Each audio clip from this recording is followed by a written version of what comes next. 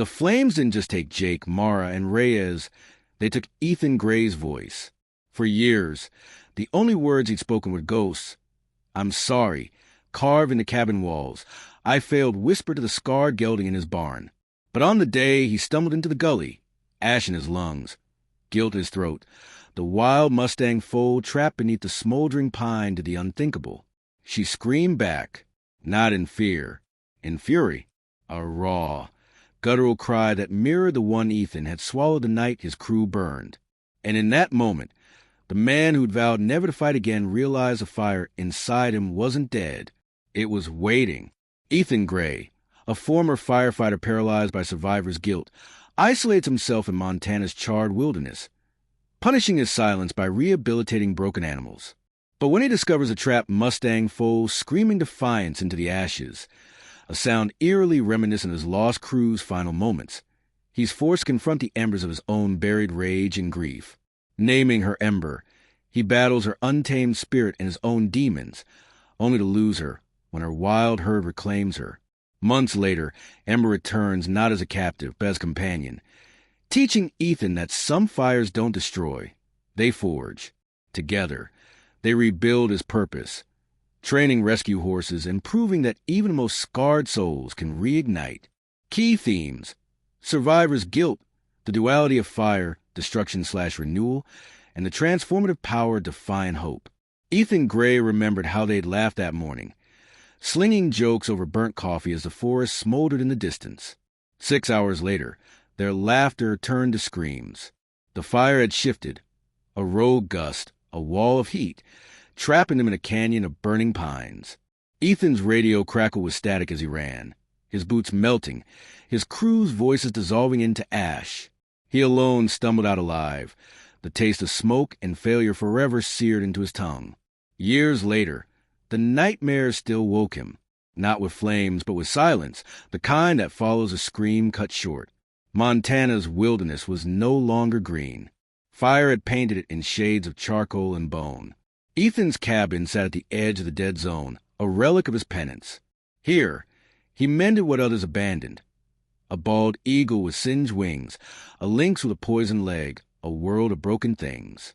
The morning he found Ember began like all others, a pot of bitter coffee, the rasp of a whetstone on his skinning knife.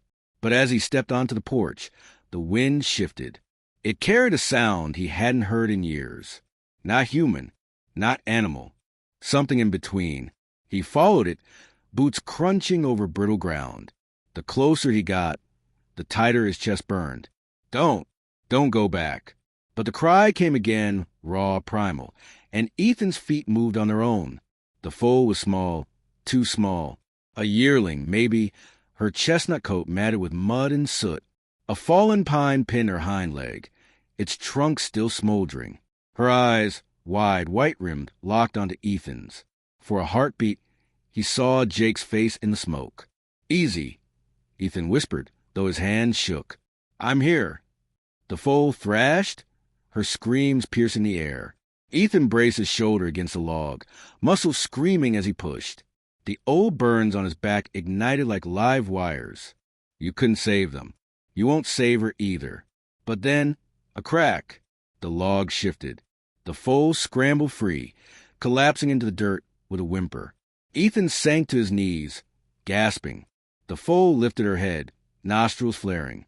Slowly, hesitantly, she stretched her neck and brushed her muzzle against his scarred palm. He called her Ember. That first night, she refused to sleep.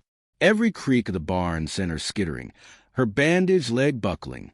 Ethan sat in the hay, murmuring fragments of old firehouse songs, through the smoke, through the flame, until dawn bled through the cracks. By week 2, she'd ripped the bandages off. By week 3, she'd bitten his forearm hard enough to draw blood. "You're a menace," Ethan grumbled, dabbing iodine on the wound. Ember snorted, her ears flicking defiantly.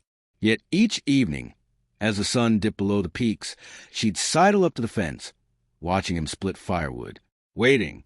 The wild Mustangs came in autumn. Ethan saw their tracks first, hoofprints circling the barn like a question.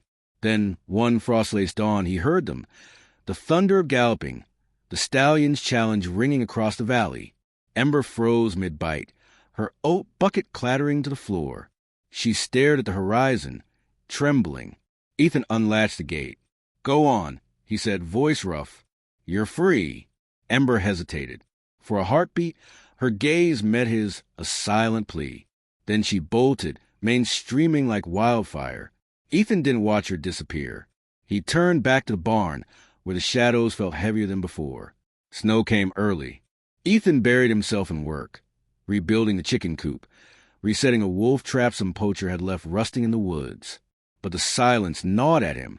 One night, half drunk on cheap whiskey, he stumbled to the gully where he'd found Ember. The fallen pine still lay there, its bark peeled away by scavengers. Ethan pressed his palm to the scarred wood. "I'm sorry," he whispered. To Jake, to Mara, to the foal who'd left behind. The wind answered with a howl. She came back on the solstice. Ethan was mending his saddle when he heard it, a high, familiar whinny. Ember stood at the tree line, frost clinging to her coat. Behind her, the herd waited, their breath fogging the air. The stallion stepped forward, his black mane rippling. A challenge. Ethan's pulse roared. He raised empty hands. "I'm not your enemy." Ember nickered, trotting closer. No rope, no halter, just choice. The stallion watched, unblinking, as she pressed her forehead to Ethan's chest. Then, with a snort, he wheeled and led the herd into the pines. Ember stayed. Spring softened the land. Ember roamed the hills by day, returning at dusk with burrs in her mane and mud on her flanks. She'd nudge Ethan awake at dawn, steal his gloves, race shadow around the paddock. Wildness and trust tangled into one. One evening, as fireflies blinked above the meadow, Ethan sat on the porch, a letter from the fire department crumpled in his hand. "We need trainers for the rescue horses." It read, "Someone who understands fear." Ember grazed nearby, her coat glowing in the twilight. "What'd you think?" Ethan murmured. She lifted her head, ears swiveling.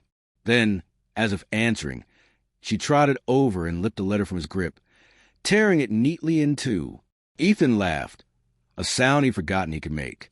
Years later, a rookie firefighter would ask Ethan how he tamed a wild Mustang. He'd smile, the scars on his hands flexing. Didn't tame her. She chose to stay. And on the hillside behind him, Ember would toss her mane, as if laughing at the very idea. The heart's deepest scars are not meant to be hidden. They are bridges. For it is in our brokenness that we find the strength to mend others, and in releasing what we love, we sometimes discover it was never ours to lose. True courage isn't the absence of fear. It's the choice to trust again, even when the world is burned to ash.